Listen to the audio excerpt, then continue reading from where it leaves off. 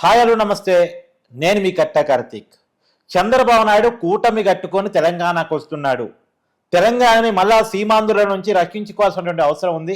చంద్రబాబు కుట్ర చేస్తున్నాడు.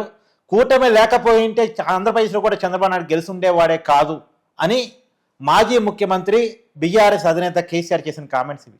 ఈ కామెంట్స్ వెనకాల ఉన్న అర్థాన్ని మనం చర్చించుకునే ప్రయత్నం చేద్దాం. నాతో ఉన్నారు సీనియర్ జర్నలిస్ట్ డివి శ్రీనివాస్ గారు. సార్ నమస్కారం. సార్ నమస్తే సార్, కూటమి లేకపోతే చంద్రబాబు నాయుడు గెలుచుండేవాడే కాదు, మళ్ళీ అదే కూటమి పట్టుకొని తెలంగాణకు వస్తున్నాడు, వాళ్ళ నుంచి తెలంగాణను కాపాడుకోవాలి అని బీఆర్ఎస్ అధినాయకుడు కేసీఆర్ వాళ్ళ పార్టీ కార్యకర్తలను ఉద్దేశించి మాట్లాడే మాటలు ఇవి. ఎలా చూడాలి వీటిని? అంటే చంద్రబాబు అంటే ఇంకా అక్కసేమి తగ్గలేదా? మాజీ ముఖ్యమంత్రి కేసీఆర్ ఇవాళ మాట్లాడాల్సింది ఎవరిపైన? చంద్రబాబు ఆయన ప్రత్యర్థి. ఇప్పుడు తను పోటీ చేస్తోంది, తను తలపడుతోంది ఎవరితో? రేవంత్ రెడ్డితో తలపడుతున్నాడు, బీజేపీతో తలపడుతున్నాడు తప్ప అసలు మన కంటెస్టే చేయలేదు. తెలుగుదేశం పార్టీ ఇక్కడ మనం పోటీ చేయలేదు. అప్రస్తుతం. పోటీ చేయకపోయినా చంద్రబాబు అంటే ఎందుకు అంత కోపము, భయము, ఏదో వాటెవర్? కోపం, భయం కన్నా అక్కసు కనపడుతుంది. ఓకే, ఏది ఒక ఈర్ష్య కనపడుతుంది. ఆయన అక్కడ ముఖ్యమంత్రిగా గెలిచాడనా, ఈయన ఇక్కడ ముఖ్యమంత్రిగా ఓడిపోయాడనా? అంటే కేసీఆర్ అంటే పోరాట యోధుడని, లేకపోతే తెలంగాణ జాతిపితని, 40 ఏళ్ల సుదీర్ఘ రాజకీయ జీవితం కదా. అలాంటి వ్యక్తి నోటి వెంట ఇప్పుడు కూటమి కడితే చంద్రబాబు గెలిచేవాడైతే మహాకూటమిలో ఎందుకు గెలవల? ఆ రోజు కేసీఆర్ కూడా ఉన్నాడు కదా మహాకూటమిలో. టీఆర్ఎస్ ఏది అప్పుడు తెలుగుదేశం, టీఆర్ఎస్, సిపిఐ, సిపిఎం మహాకూటమిగా కట్టినా ఎందుకని గెలవలేకపోయాడు? 2009. అవును. అంటే ఏంటి? చంద్రబాబు గెలుపుని తగ్గిద్దామనా? చంద్రబాబు గెలుపుని తగ్గించడం ద్వారా నీకు వచ్చే లాభం ఏంటి? జగన్మోహన్ రెడ్డి గారిని ఇంకా మేలు చేద్దామనా? అంటే జగన్మోహన్ రెడ్డిలో మొరాలిటీ బిల్డప్ చేయటం కోసమా? జగన్కి ధైర్యం చెప్పటం కాదు, ముందు ఆయన ధైర్యం చెప్పాల్సింది ఎవరికి? తన పార్టీ నాయకులకి, తనకు తాను ధైర్యం చెప్పుకోవాలి, శ్రేణులకు ధైర్యం చెప్పాలి. ఇవాళ నేల వాలినటువంటి బీఆర్ఎస్ని నిలబెట్టుకోవాలి. అంతే తప్ప ఇప్పుడు అకాల వర్షాలకు పంటలన్నీ నేల వాలినాయి అంట. అరటి, బొరటి, ఇక్కడ కూడా మొత్తం వరి గిరి, వాటిని నిలబెట్టుకోవడానికి రైతులు ఎలా తాపత్రయపడతారో మనం చూస్తాం. ఇతను ఆ విధంగా చేసుకోవాలి. ఏది ఇవాళ రేవంత్ అనే అకాల వర్షం అనాలా? బీఆర్ఎస్ నేల వాలింది కదా. అంటే కేసీఆర్ ఒక బేలతనం కనపడతాం. మొదటిసారి మనం చూస్తున్నాం కేసీఆర్ పోరాట పటిమ చచ్చిపోయిందా అనిపిస్తాం. అంటే అధికారం మత్తు ఇంకా దిగలేదా? 10 ఏళ్ళు అధికారంలో ఉంటే ఈయనలో పోరాట పటిమని దెబ్బతీస్తుందా? మనం చూసాం. ఏది 25 ఏళ్ల ప్రస్థానం.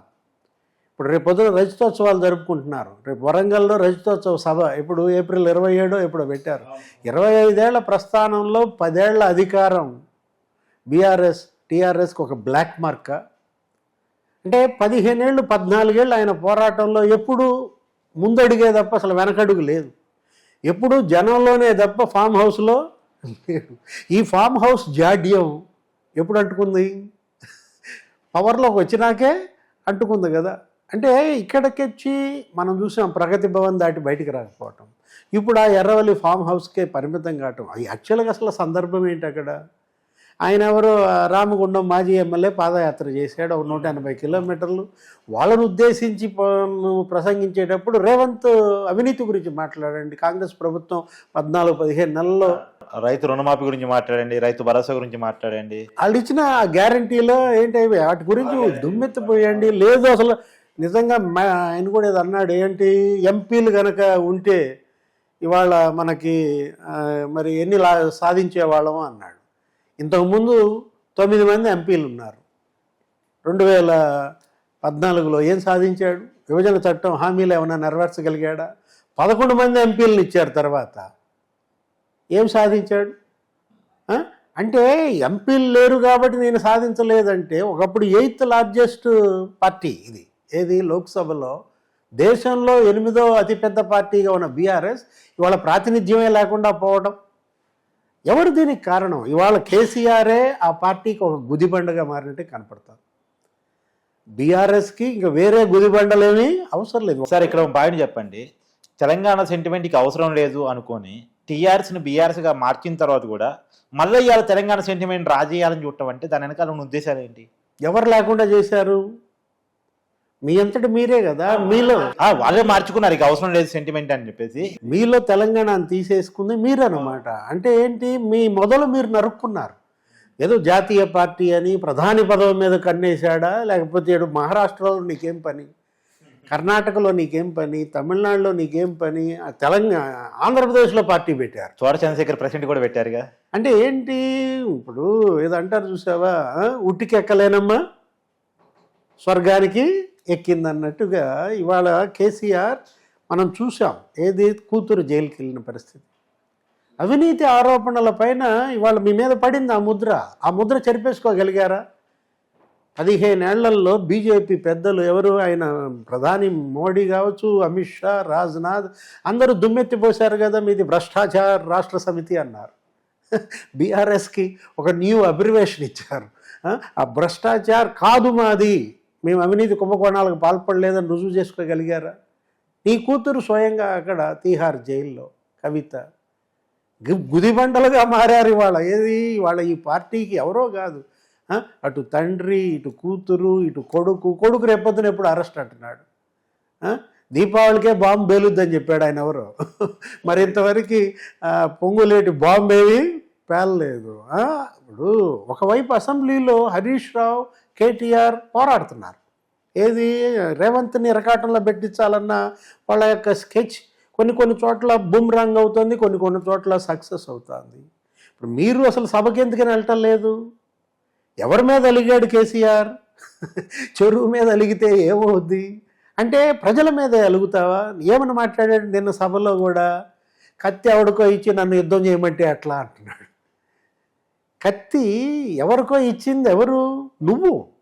నీ చేతిలో ఉన్న కత్తిని నువ్వు ఇచ్చావు. అంటే ఇవాళ కత్తి లేని కేసీఆర్ అంటే ఇప్పుడు కత్తి ఎవరికో ఇచ్చి నన్ను యుద్ధం చేయమంటే ఆ రోజు ఏ కత్తి ఉందని యుద్ధం చేశావు? 14 ఏళ్ళు పోరాటంలో నువ్వు అసలు జాతీయ స్థాయిలో హీరో అయిపోయావే, ఇవాళ జీరో ఎలా అయ్యారు?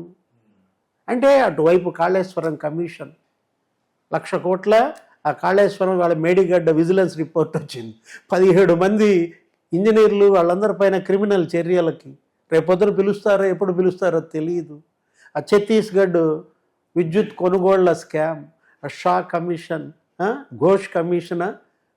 ఇప్పుడు ఒకవైపు జ్యుడిషియల్ ఎంక్వైరీస్, మిషన్ భగీరథ, లేకపోతే మిషన్ కాకతీయ, ఇవన్నీ అవినీతి కుంభకోణాలని కదా నీ ప్రత్యర్థులు ప్రచారం చేసింది.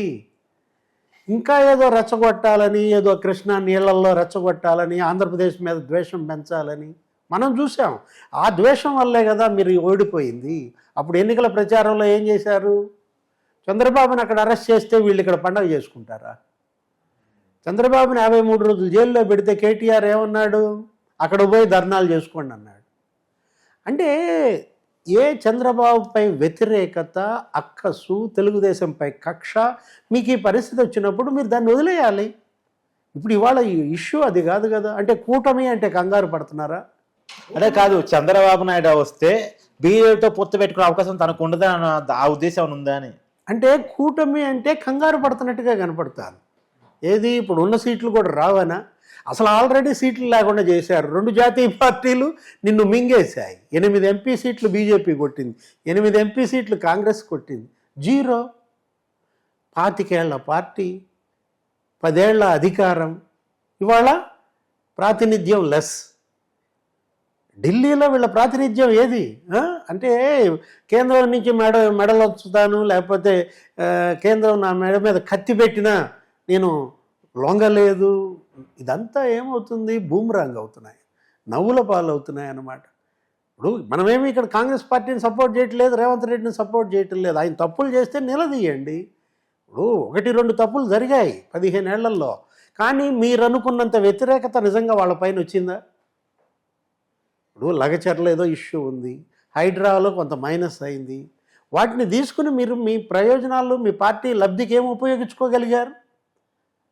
రేవంత్ రెడ్డి తప్పులు చేయాలి, ఆ తప్పులు ఉపయోగించుకుని ఈ జనం మళ్ళీ మమ్మల్ని గెలిపించకుండా పోతారా అన్న దింపుడు కల్లా ఆశ కనపడుతుంది. Thank you sir.